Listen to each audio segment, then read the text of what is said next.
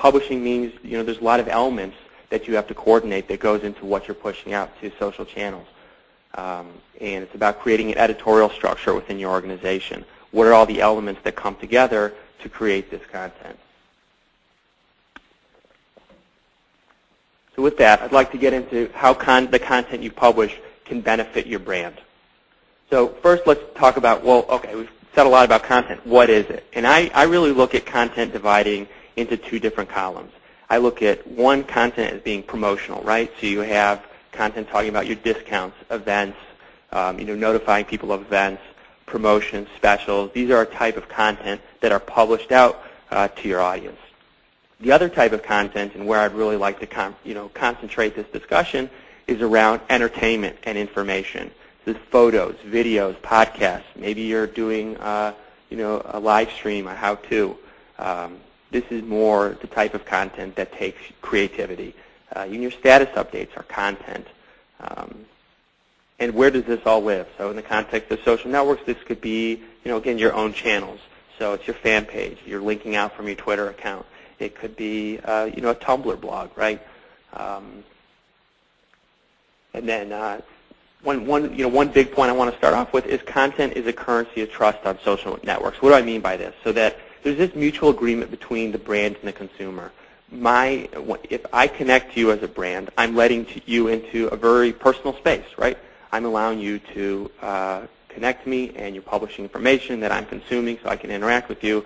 But there's this mutual agreement that if I let you into that personal space, I'm going to trade it for information and content that I find it of value.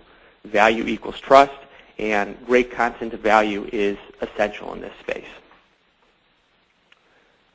One thing that valuable content ensures is sustainable engagement. You really need this is a long-term investment. You're creating an audience, you're creating a community, and you want to sustain it over a long period of time. I have this graph in the lower left-hand corner. As you accumulate fans, you want to make sure a sustainable engagement looks like this, where the amount of people who are tuning you out, unsubscribing, stays relatively flat as you build an audience over time. And part of building a sustainable engagement is a balance of content. It's not just always publishing out specials and promotions. It's figuring out what type of information fans would find of value so that they stay engaged over the long term. Positive content can empower your advocates. So I want to look at a piece of research that was published last month that looked at U.S. internet users who became fans of brands on Facebook. And what they found was that 60% of people who became a fan of a brand on Facebook were more likely to recommend since becoming a fan. I thought that was amazing, right? And I'm thinking, what makes them more likely to recommend your brand to someone else? And I think it can come down to positive content. So if your audience is made up of advocates, right?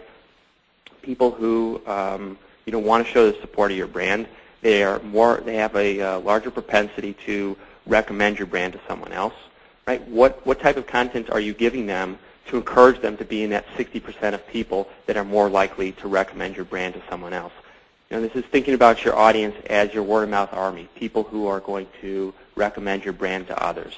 Arm them with the content they need to carry out your message, like, for instance, Toyota publishing a message on some of their investigations of the runaway Prius and saying, here's what we found lately, and this gives strong indications that the driver's account wasn't necessarily what the press is saying, right? So they're giving their audience positive content to go out and carry that message to other people.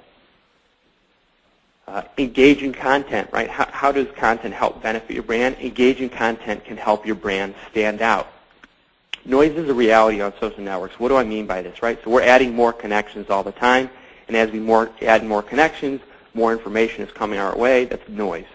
Social platforms are all about delivering signal, right? And signal is something that I find of value, call it engaging content.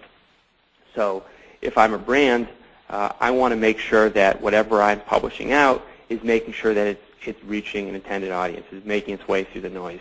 And just to give you a bit of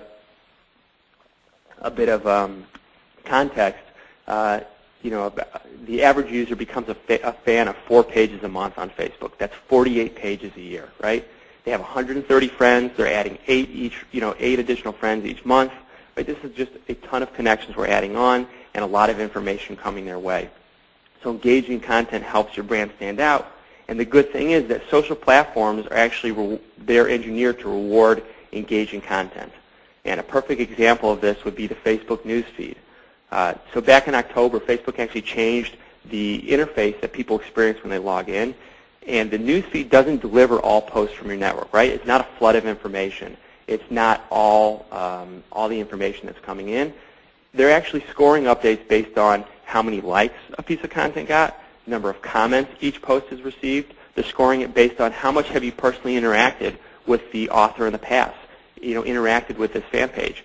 If they determine that this is content, of value, you're more likely to see it, right? So engaging relevant content is more likely to be rewarded with placement in the newsfeed. If I'm a fan page owner, I want to make sure that my content makes its way into the newsfeed.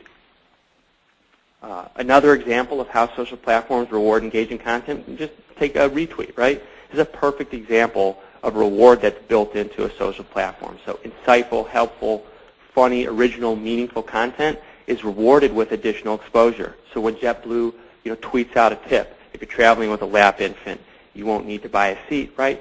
Their audience that finds it of value will retweet this. This is an example of a reward, right? Engaging relevant content is more likely to be rewarded. And standing out means remaining top of mind. I want to remain top of mind with my audience, and I want to make sure that my content finds its audience. So one other way that content that you publish out can benefit your brand on social networks is social content could potentially earn you search exposure. This is something late last month, Google actually announced a deal to index fan pages.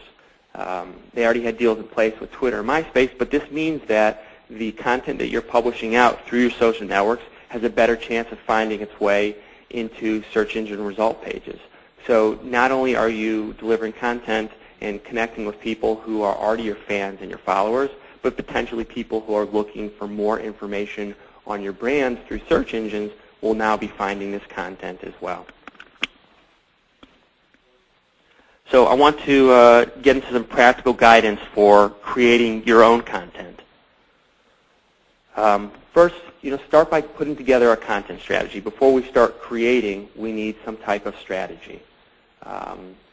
And you examine a couple things. I want to examine the audience, right? So strategy is looking at the relationship between content and the receiver of that content. Operational, right? That's part of my content strategy. What is the relationship between my organization and content? And finally, measurement. What is the relationship between the goals and objectives I have as a business, content, and my audience? So first, starting out with audience. So it's not really about what your brand has to offer. It's about first solidifying a vision and knowledge of your audience. What does my audience need? What is it that my audience will value in terms of information and content? And the definition of your audience, right? I start out with defining my audience. This is going to guide the type of content that I create. And also, the definition of my audience guides the channels for where this content finds itself.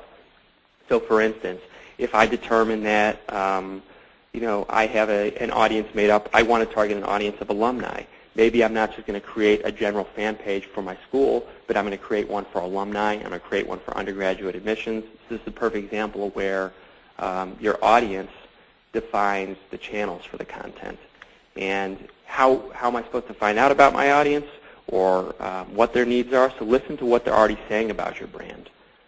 Use existing communication channels to reach out to them. Maybe you have, how are you already in touch with the audience? If you're going to set up some type of social media presence, ask what it is they'd like to see there. What is the information they would find of value? What are their needs? Look at how your audience is interacting with your competition. What type of content are they publishing out? How does it, how is your audience reacting to that? Let this define your strategy for the content you're creating.